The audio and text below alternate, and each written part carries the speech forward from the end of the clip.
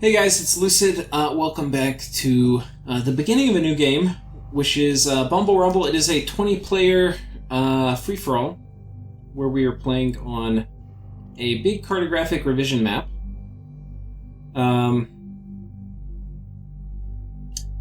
Importantly, let's take a look at the map. Here's my starting spot with Mr. Hands. Oh, I did do a different guy. Okay. I did a different guy than in my Pretender design. This guy is let's take a look at my Bless real quick.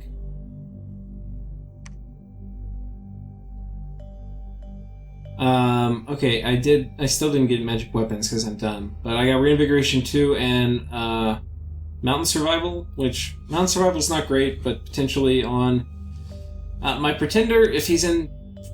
No, never mind. He's got shitty map move. Really, I just got it because I could get... The way the things worked, it was cheap to get the 5th, and I couldn't get another scale.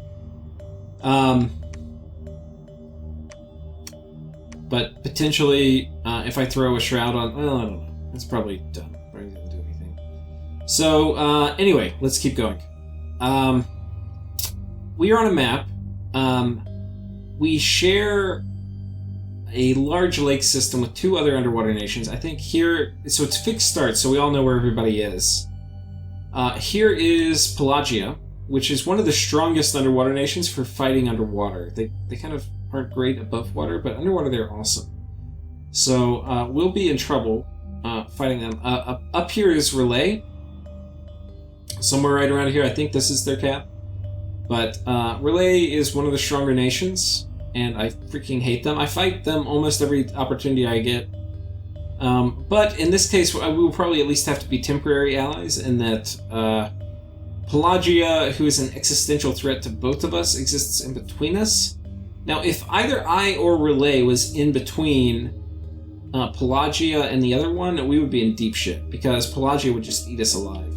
But Pelagia is stronger underwater than we are, so we have a decent chance of surviving against them. Down here, I believe, is Ys. And I think... Not totally sure. I think Phaeacia, or however you say it, the island nation. Let's take a look at our nations real quick. These guys. Phaeacia. These guys start on an island, and I think they start up here, or maybe here. I think they're over towards Relay, but I'm not sure. I think Yeezy's down here. My other neighbors, I think... Pythium is down this way. Shinuyama is somewhere right around here. And I think Bandarlog is over this way. I forget who's over here. Not sure.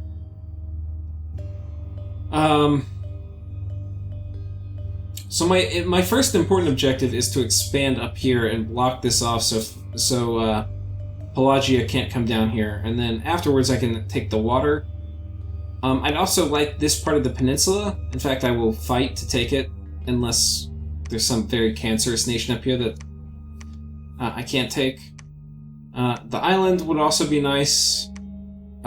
This island might be nice. I don't know. We'll see. The way we're going to have to win our first war is we're going to have to bait people into our dominion, and then we're going to kill them with our god with the teleport attack once I have some critical research. But we're going to kind of stall until then. My god is going to transition from not being able to expand early, and there's an argument to just have him sit here and research. 25 research. Once we get to Alt 3... With Iron Skin, we're going to be a lot tougher. With Iron Skin and Tempered Flesh, we'll be very tough. And at Alt 4, we also get Body Ethereal. So Alt 4, our god is now capable of kind of smacking the shit out of people. Alt 3, we're capable of being like a normal expander chassis. And, yeah. So there's an argument made to be to sit around and research. Sorry, I'm tired. But we kind of have a shitty starting army, like just a bunch of Atlanteans. We don't get any of our Shamblers. We can't recruit that many, like we can only get 6. Once we get 6, this is not going to be a strong expansion party. We can only take weak indies. And if we keep waiting to get more and more shamblers, we're going to be waiting a long time. So, and I don't think if we took better scales, it would be much better. So we're probably going to end up having to use our god for expansion. And that's why we took him away. Because I haven't figured out a way where I could go dormant. Because I think this is still the god I would get if I could figure out expansion better, but I go dormant. Anyway, for this first turn, we're going to jump through all the turns. We'll go through the pretenders first.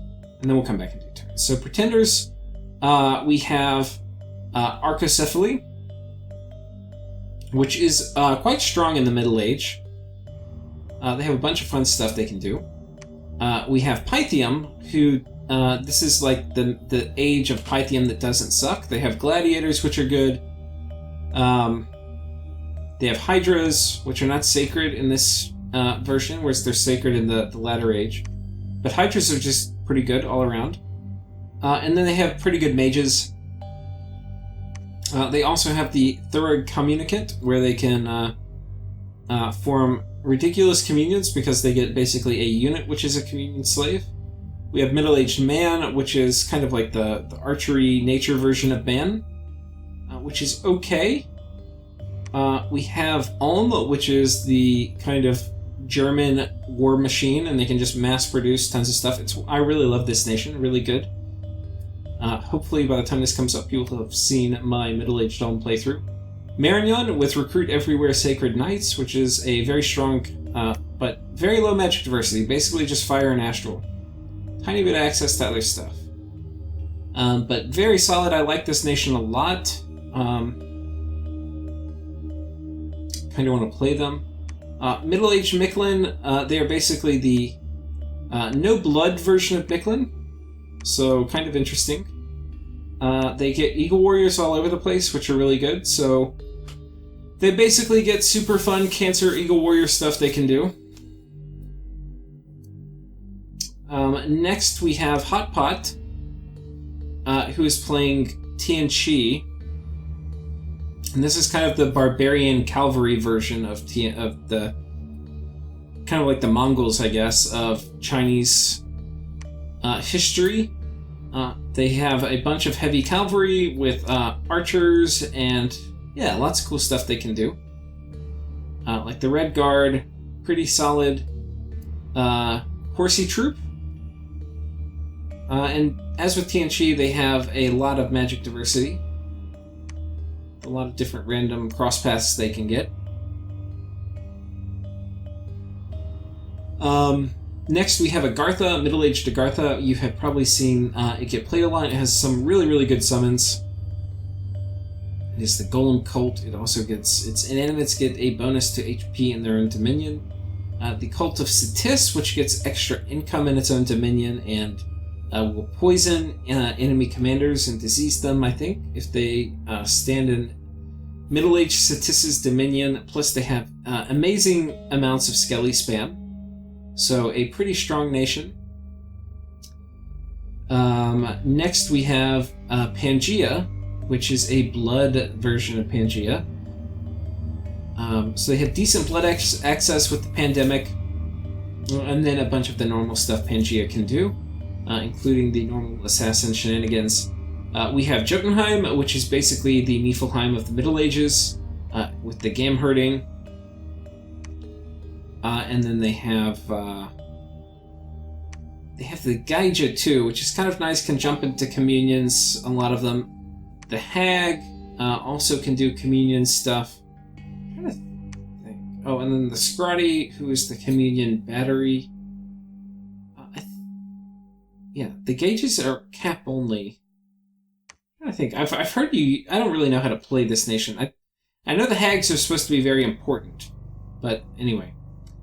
That is Jotunheim, and then Fluffy is playing Vanarus, which is a pretty solid nation. They've got these herdmen which do a crap ton of damage and have pretty good base stats, and then all sorts of fun different air blood death mages. Next we have Bandarlog, who's fun. I had a kind of let's play where I got stomped by by general confusion, or really mostly by Nasajin and Sai, but at the end by general confusion. And yeah, Bannerlog looks really fun. I would love to play them again. I don't know if I'll get around to it, but they're really, really fun. They have a ton of different things they can do. They're kind of more high finesse nation, which is always fun, with very good late game. Shinuyama, they have all sorts of fun stuff they can do. Would be fun to play, especially after my Yomi playthrough is done. Next we have Falegra, which is a giant of nations. They can, and each of, a nation of giants, and their giants can mass recruit these helots. And so anyway, they end up having a huge amount of human chaff that they can use in armies. And then these guys are quite good super combatants in their own right. Next we have Phaeacia, which is kind of cool. It's a sailing nation, so they jump around off their island and basically take a bunch of the coast. With a bunch of underwater nations, though, it's pretty dangerous because people will come try to eat them up. And if you don't control the oceans and you get eaten up somewhere, and all the underwater nations are going to hate these guys because they're going to want to control the coast, and the underwater nations are going to want to raid the coast too. So, be interesting to see how they do. If they're able to go underwater, they potentially could do very well this game. But I don't know, it will be tricky. Next we have ourself with Mr. Hands. And then here we have Middle-Aged Relay, which is like, it's the strongest of all the Relay factions. Middle, early, and late. Middle is by far and away the strongest, in my opinion. I think in the opinion of most. And they have a ton of different things they can do. That would be a fun nation to play, but I think they're so freaking cancerous. I don't really want to play them. But I do want to play them, but I don't know. I don't think it's not. They're the least fun nation to play against, I would say, and that's even over undead factions and things like that. At least, anyway. Next we have Pelagia. Pelagia is interesting because they can farm pearls, which basically is a way they can turn water gems into pearls. And so they're a very, very good astral powerhouse in the late game, and then they have very good troops, like these guys who are Sacred Knights underwater with recuperation. So anyway, they're very, very solid, especially underwater. Tons of different mages, lots of things they can do. And then these guys are certainly no slouches. So yeah, that's Pelagia. And then finally we have Ys, who is very, very strong on land with their Sacred Cavalry, and kind of only mediocre underwater, which will be interesting because they're playing in a game with a bunch of water nations. But, as I think, actually, I'm kind of glad the map turned out this way. They are isolated from the water nations. So, it'll be pretty interesting. I think what will happen is whoever wins this lake system up here will end up fighting them over here and probably killing them. But could be they come over here and poach and get into the lake and then conquer all of us. But, fighting an underwater nation that takes over this whole lake system would be pretty hard. Let's see what else. What else? I think that's about it. So we've been through all the nations. Now we are going to get into what we're going to do. We're going to prophetize this guy. We're going to recruit. If you kind of look at our resource constraints, we're going to tap out here. I actually could have gotten a couple of these guys, which I didn't, but I think I'll do that next turn. These guys are basically strictly superior if you have the resources to these guys. They cost a little bit more gold, but they just do so much more damage with this. So definitely worth it. And they have better armor, I think, 13? Versus these guys with 11. Yeah, so definitely worth it to get these if you can afford it. But we're not, you can see we're not getting any mages. Because our Shamblers are kind of expensive, and once we tap out Shambler recruitment, we don't really have enough to pop out one of these guys. So that's basically the first turn, and we're researching. We're going up Alteration first, so that this guy will not suck, Mr. Hands. He'll have things to do. Next, we'll try to do the first 5 turns, because there's not too much that's going to happen. Okay, I don't think I named my guys. We're not going to look at all the... Okay, we'll look at them. We have a message from Malay. I'll let you read this if you want to. I'm kind of tired, so I'm not gonna read it. So, anyway, pause if you want to see the relay and Diplo. A bunch of people are naming their prophets. There's kind of too many people for me to click on all the funny prophet names, but I'm sure there are some funny ones. Now, we have some interesting kind of situations that are evolving. One is, we know getting to this choke point right here is going to be super important. There's a throne here. Getting to this choke point is going to secure this province and this whole passage. It's highly likely that Pelagia is not going to be able to come through here and take this. So anyway, this is like the most important province on the map for me right now. So I got to get to it. Problem is, to get through it, I have to go through Shark Tribe, and it's my first turn. I don't know how many are here. It could be up to 30. And Shark Tribe are bitches. They're fuckers. So, they have 3 attacks per Shark Tribe, and our troops aren't that high armored. The 3 attacks aren't a ton of damage, so if you have really good armor, you're kind of okay. We are squarely not in that category.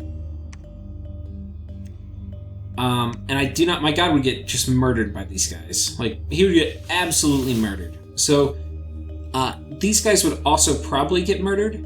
So, I think I probably didn't script this perfectly right. Like, I probably should have put something like this where I hit about the same time. Because what's going to happen is my god's going to cast Twist Fate and run in. He'll be there a little late to the fight. And I probably want them to all hit at the same time. But yeah, this would have been a better script. Anyway, I don't do that. Basically, I swap this. It's like this. We'll see. So we're going to go attack them. In the meanwhile, we're recruiting more Shamblers. You can see I switched to getting the Glaive ones, the War Shamblers. I also had enough money to drop it on my Deep Seer, which is my cap-only mage with Fortune Teller. So having a few of these will be nice. It'll prevent me from getting bad events in my cap. And also it will give me some much-needed research. Oh, I think we only went Drain 2. Drain 3 is kind of tough. Each drain gets kind of progressively more worse in terms of how much research you're left with. Because each research point you lose is a larger percentage of whatever's left over than the one before it. So, anyway, we went with Drain 2, apparently. And we're moving out here. So I think that's basically it. Let's go to the next turn. Turn 3. Okay, we have our first battle. And as I said, my scripting isn't very good. And we'll see one of the problems. You can say I have this really kludged together kind of expansion solution. Because, you know, I said this guy has poison ink. And that means he doesn't really play terribly well with others. So we've already taken kind of horrendous losses before my god has made it in. I did want him on the side, though, because I didn't want the poison ink he has to really taint my own troops. But you can see, especially because it's AoE 2, it will kind of, you can see it's here and here, so okay, these guys got poisoned. It'll kind of taint my own guys. Okay, some of my guys are routing. It's kind of a disaster. Now, my god hardly got hit at all. He should have taken more of the brunt, but he would die pretty fast to these guys. Like, if he got surrounded, he would die in like 2 turns. So I didn't want that to happen.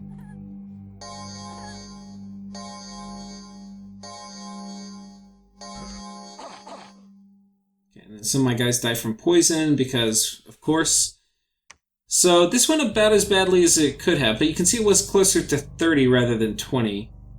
I mean, it was 30 total. So my scripting wasn't great. My Ancient Kraken should have been farther forward. But now we're kind of in a bit of a shitter.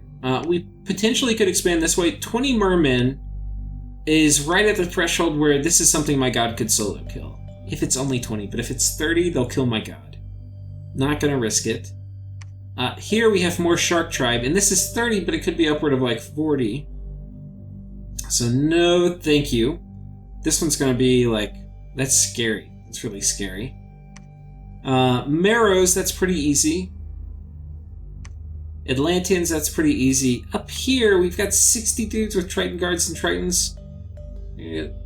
Yeah. So we're in a bit of a conundrum. The conundrum is, I can kill the Marrows. I can kill these guys. I can't kill these, and I need to get here as soon as possible. So we're in a bit of a shit. We're going to go ahead and get another one of these mages, and then this guy's going to come back, my prophet, and he's going to pick up this batch plus the guys I'm recruiting, and then we're going to figure out what to do. We potentially could attack here, we could potentially attack here, we could potentially attack here. Not totally sure.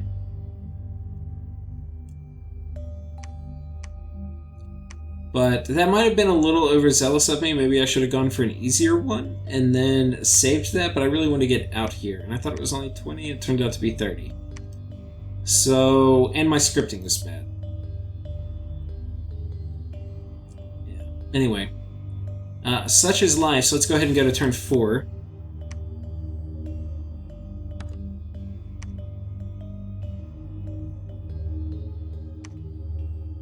Okay, of course we get an unrest event in our first province we expand to. Awesome, we bumped PD up to 10 because we had that unrest event. It'll help to kind of work down. We don't have troops or anything to patrol. We got more of our dudes, so now we're going to take this guy with all the troops we have, and we're going to go run up here and kill these Jaguar warriors. They suck, so that's good for us. We're also cranking out Shark Tribe. My plan is we're going to go attack here. We're going to attack here. Next turn, we're going to reconvene here. At which point, I'll have recruited 2 turns of Shark Tribe. And that will be enough. This number went down, so it's probably like between 40 and 50 here. With the Shark Tribe plus my troops and my Kraken, we can probably go kill these guys. Shark Tribe are actually kind of my best recruits actually at the moment. I mean, they have bad protection, but... especially if I have to fight Pelagia, they may be my best option. So we'll see. We'll run up here, fight these guys. This is something we can take, so we'll go ahead and do it. We searched here, we didn't find anything, but importantly this came with a Nature 1 site, which is really nice. Potentially getting Nature 1 on my god would be really good. We can do Thistle Mace later.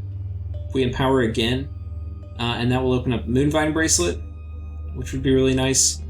Also, opens up Personal Regeneration and Elemental Fortitude, all of which are really good on super combatants. So those are decent things to think about, and having Nature 1 income right off the start is going to make some of that possible. We also see for Indies, we've got Shamans up here, which is really good.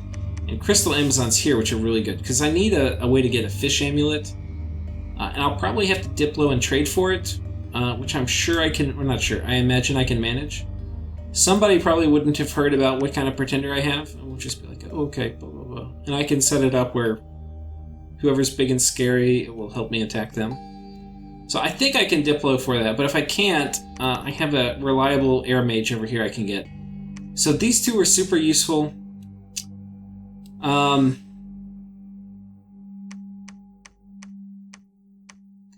We also have Jade Amazons down here. These are going to be really hard for me to kill, especially at the beginning. But even if I don't get it and somebody else does, I can hopefully come in and steal it from them. And this Jade Amazons are just great to have. That water nature crosspath is going to be super good, and it's another reliable way for me to get good nature mages. Shamans and Jade Amazons are really good, so... anyway, that's good news. And that's basically my plan. The script here, these guys are just going to be on the front, attack closest, run in, smack them. Here, Twist Fate, hold, so they run towards me and then attack. That way if I do retreat, I don't have as far to go, and I'll hopefully be farther away from mages if they have any. And I think that's it for this turn, and we have one more turn for this episode, so let's pull up turn 5.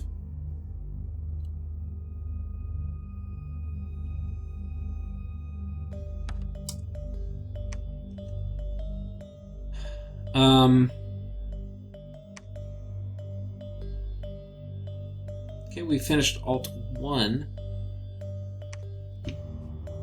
We're attacking Samara, so let's see how my Kraken does. It's not many, it looks like it's only like 14.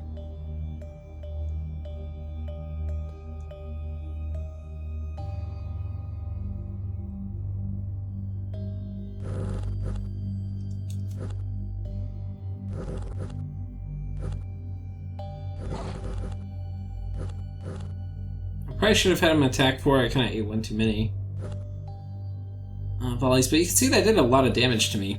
We started at like 300 HP. Fortunately, they routed right away.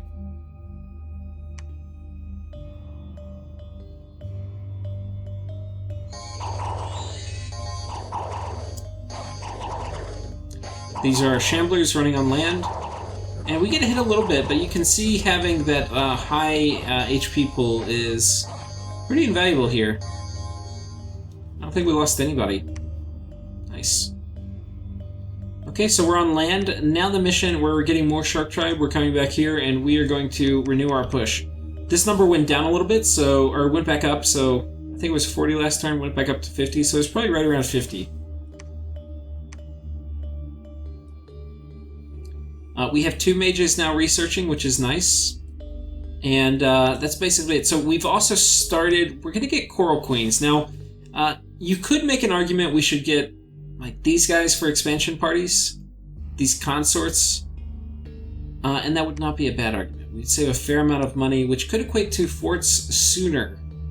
The thing is, if I have an early war and I get rushed, having 3 Coral Queens that I can throw in an army...